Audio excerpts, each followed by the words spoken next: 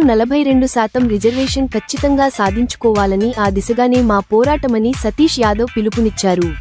ఈ నెల 18వ తేదీన బంద్ జరపాలని పలు సంఘాలకు సంస్థలకు అఖిలపక్ష ఐక్యవేదిక బీసీ ఐక్యవేదికల ప్రత్యక్ష పరోక్ష విజ్ఞప్తి చేశారు.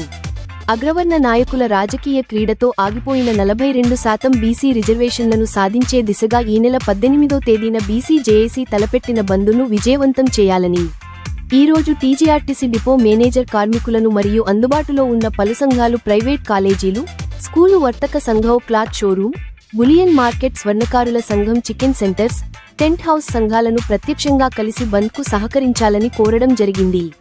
మిగతా సంఘాలను సంస్థలను రేపటిలోగా ఫోన్లో గాని ప్రత్యక్షంగా కలిసి సహకరించవలసిందిగా కోరతామని తెలిపారు.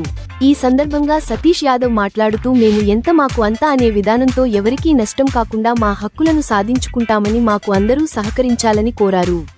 ఈ కార్యక్రమంలో అఖిలపక్ష ఐక్యవేదిక నాయకులు, బీసీ ఐక్యవేదిక నాయకులు, క్రైస్తవ సంఘ నాయకులు, ఎంఆర్పీఎస్ నాయకులు, బీసీ జేఏసీ నాయకులు పాల్గొన్నారు.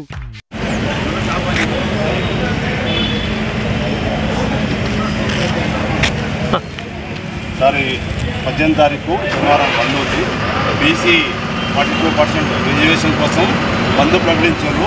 బీసీల ఐక్యవేదిక జేఏసీ నుంచి బంద్ ఉంది. మీరు సహకరించి డిపో మేనేజర్ గారు లైన్ మీద ఉన్నారు, ఖచ్చితంగా మీరు బంద్కు సహకరించాలని కోరుతున్నాం.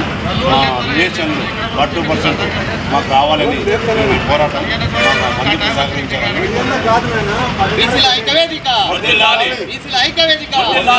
ఈ నెల 18న జరుగు